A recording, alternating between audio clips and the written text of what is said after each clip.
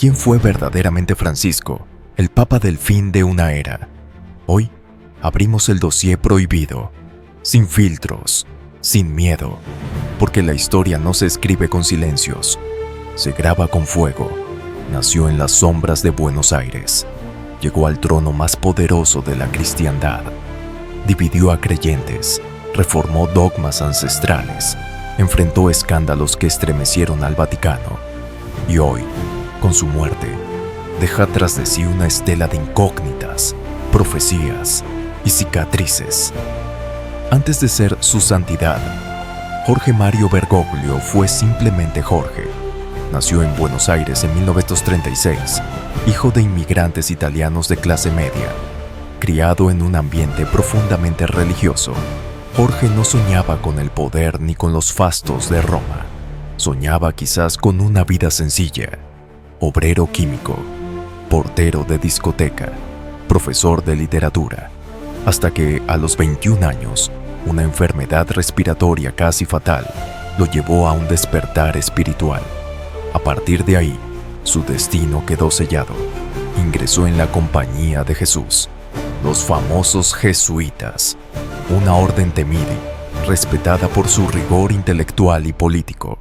Pero, incluso entre los suyos, Bergoglio fue un hombre de contrastes, adorado por su austeridad y criticado por su dureza interna, amigo de los pobres, pero acusado de guardar silencio en la dictadura militar argentina. ¿Un pastor humilde o un estratega implacable? La verdad, como todo en su vida, quedó siempre en una peligrosa ambigüedad. Si has llegado hasta aquí, recuerda suscribirte para recibir nuestras notificaciones y ser el primero en disfrutar de más temas de investigación y estudio como este. El 13 de marzo de 2013, el mundo contuvo la respiración. La fumata blanca no solo anunció un nuevo papa, anunció una revolución. Tras la histórica y escandalosa renuncia de Benedicto XVI, la Iglesia Católica necesitaba urgentemente un salvador. El Vaticano estaba sitiado por escándalos financieros, el caso Vatilix, acusaciones masivas de abusos sexuales clericales, una imagen pública en ruinas. Se necesitaba un rostro diferente, un hombre que encarnara la opción por los pobres, un símbolo de humildad, un operador capaz de reconciliar la curia fracturada. Y allí estaba Bergoglio. No era el favorito, no era el más carismático, pero era para muchos el mal necesario, un outsider de América Latina, alejado de los enredos europeos, un jesuita formado en las estrategias de resistir, adaptándose, pero ¿fue elegido por inspiración divina o por desesperación humana? Durante más de una década, Francisco escribió su propio evangelio mediático. Sus mayores logros: reforma de imagen. Su papado rompió formalidades. Vivió en la residencia Santa Marta en vez del Palacio Apostólico. Rechazó joyas, autos lujosos, tronos dorados. Laudato Si. En 2015, la encíclica sobre el medio ambiente lo posicionó como líder moral del planeta en temas ecológicos. Acercamiento a otras religiones. Besó pies de musulmanes, judíos, ortodoxos. Firmó el histórico documento de fraternidad con líderes islámicos. Síntodos sobre familia y Amazonía, aunque polémicos, impulsaron debates sobre temas tabú como el celibato sacerdotal, el rol de la mujer y los divorciados, sus fracasos y escándalos, abusos sexuales. Aunque prometió tolerancia cero, su respuesta fue lenta y ambigua en varios casos, como en Chile, caso Barros, y Estados Unidos. Confusión doctrinal. Su apertura a la comunión para divorciados y sus declaraciones sobre temas LGBT generaron una guerra civil interna en la Iglesia. Pacto secreto con China. Acusado de ceder el control de nombramientos episcopales al Partido Comunista Chino, lo que enfureció a defensores de derechos humanos. Caso McCarrick. Un cardenal abusador que prosperó bajo varios pontificados. y bajo el silencio cómplice de muchos, Francisco incluido, un pastor para los olvidados, o un papa que olvidó a sus propios hijos, su relación ambigua con regímenes autoritarios.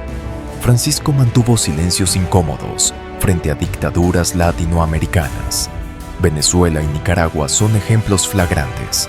Su poder interno como jesuita.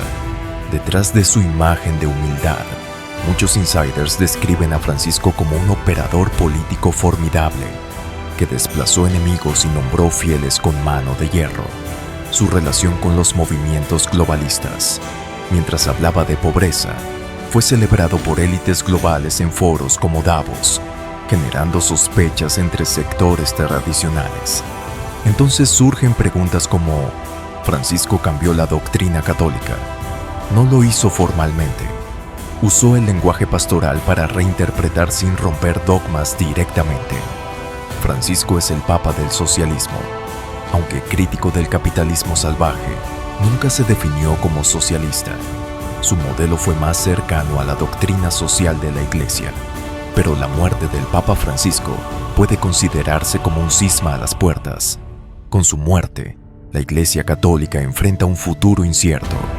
El próximo cónclave deberá elegir entre dos caminos: un continuador de Francisco, que profundice sus reformas, o un restaurador tradicionalista, que busque volver a los principios firmes.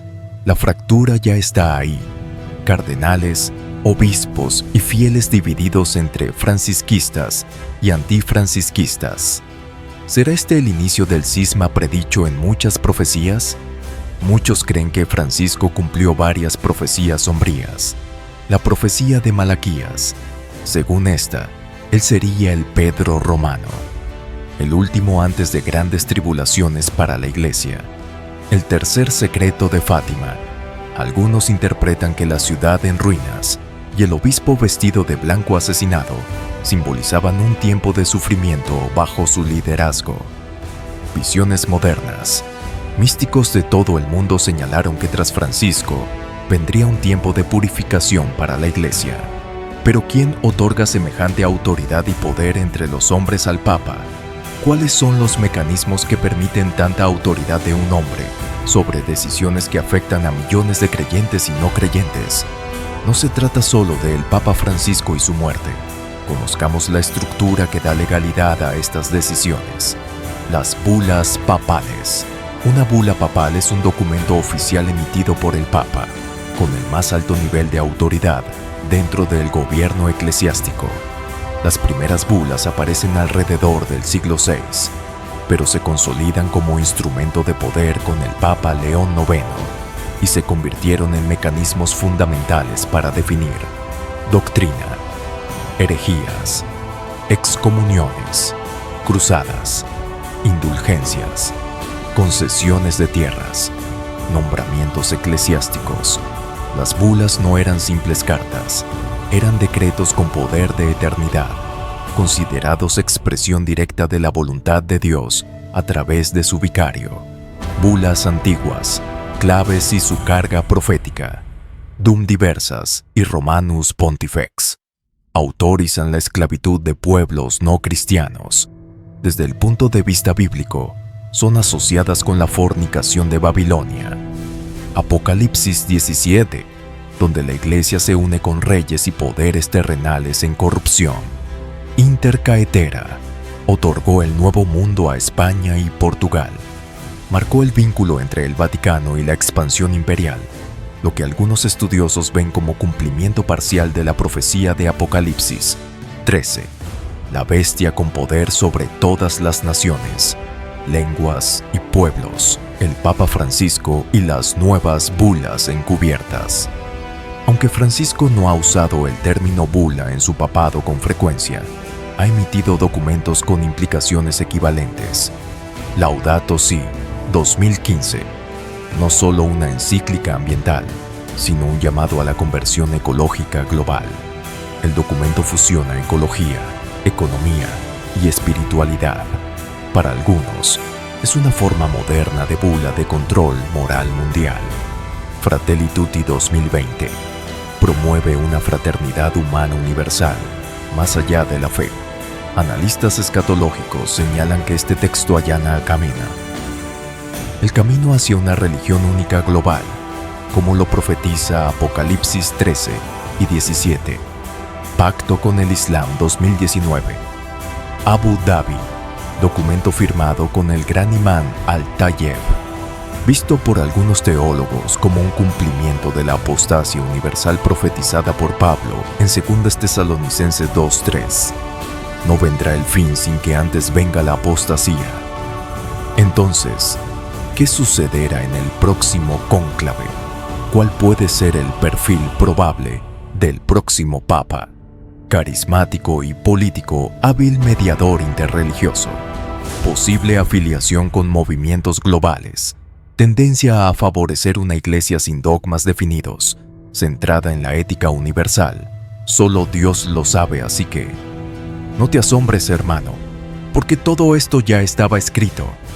La caída de estructuras religiosas, los escándalos en la alta jerarquía, la confusión doctrinal, no son señales de derrota, sino de cumplimiento profético. Jesús dijo: muchos vendrán en mi nombre y engañarán a muchos. Mateo 24. No pongas tu fe en hombres, ni en templos de piedra. El verdadero templo eres tú. La verdadera iglesia no es la que se sienta en tronos, sino la que permanece fiel al Cordero, aunque venga la tormenta. Este es un llamado, no al miedo, sino al despertar. Un llamado a volver a la palabra, a escudriñar las Escrituras, como los de Berea, a discernir los tiempos, como los hijos de Isaacar, a predicar la verdad, aunque el mundo entero se corrompa. Porque vendrá el día en que muchos dirán: Señor, Señor, pero Él les responderá: nunca os conocí. Mateo 7. Por eso, en estos tiempos finales no te distraigas con los tronos caídos, ni con las apariencias de piedad sin poder. Vuelve al Evangelio puro. Levántate como una atalaya. Ora como nunca. Ama como Cristo y a tu hermano. Y prepárate, porque Él viene pronto. Por eso recuerda vivir cada día como si fuera el último antes de su retorno. Bendiciones.